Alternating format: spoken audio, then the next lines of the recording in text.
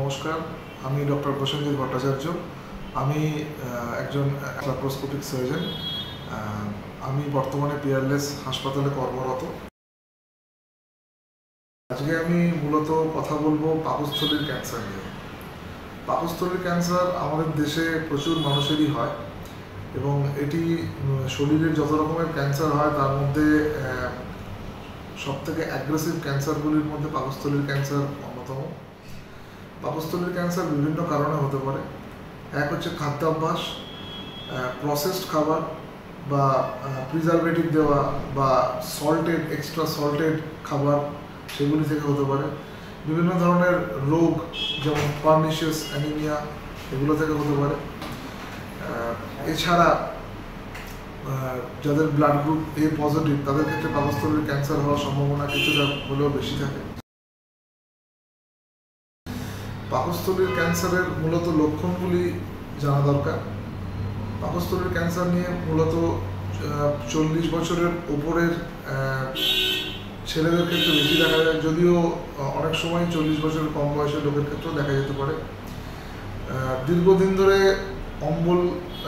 অম্বল গ্যাসে ভোগা, যেটা অম্বলের ওষুধে ঠিক হলেও আবার ফিরে ফিরে আসছে, শরীর রোগা হয়ে যাচ্ছে, ওজন কমে যাচ্ছে, অনেক সময় রক্ত বমি, খাবারের সাথে সাথে বমি হওয়া এবং খাবার হজম না হয়ে সেই খাবার উঠে আসা, এগুলো সবই পাকস্থলীর ক্যান্সারের লক্ষণ হতে পারে। এই ধরনের লক্ষণ যদি আপনাদের কারোর ক্ষেত্রে দেখা যায়, আপনাদের বয়স যদি 40 বা 45-এর বেশি হয়, আপনাদের পরিবারে যদি পাকস্থলীর ক্যান্সার বা অন্য ধরনের কোনো ক্যান্সারের রোগীরা থেকে থাকেন আপনার আত্মীয় স্বজনের মধ্যে, তাহলে অবশ্যই আপনার নিকটস্থ ডাক্তারের সঙ্গে যোগাযোগ করুন। পাকস্থলীর ক্যান্সারের ধরার মূলত প্রধান ইনভেস্টিগেশন বা পরীক্ষা হচ্ছে আপার জিআই এন্ডোস্কোপি করে পাকস্থলীর ভেতরে টিউমার বা ঘা বা আলসার দেখতে পাওয়া যায়, যেখান থেকে বায়োপসি নিয়ে প্রমাণ করা হয় যে এটি পাকস্থলীর ক্যান্সার।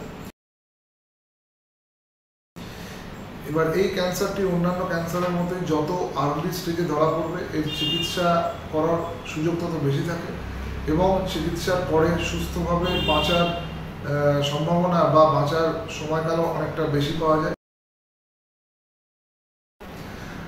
অনেক সময় দেখা যায় একটু অ্যাডভান্সড কন্ডিশনে ধরা পড়লে পাকস্থলীর ক্যান্সারের অপারেশনের আগে কিমোথেরাপি দেওয়ার কিছু অপশন থাকে, তবে মূলত প্রাথমিক চিকিৎসা হচ্ছে অপারেশন করে পাকস্থলীর কোন অংশে ক্যান্সার হয়েছে তার উপর ডিপেন্ড করে পাকস্থলীর তলাকার অংশ বা পুরো পাকস্থলী বা অর্ধেক পাকস্থলী বাদ দেওয়া হয় এবং একটি বাইপাস খাবারের চ্যানেল করে দেওয়া হয়।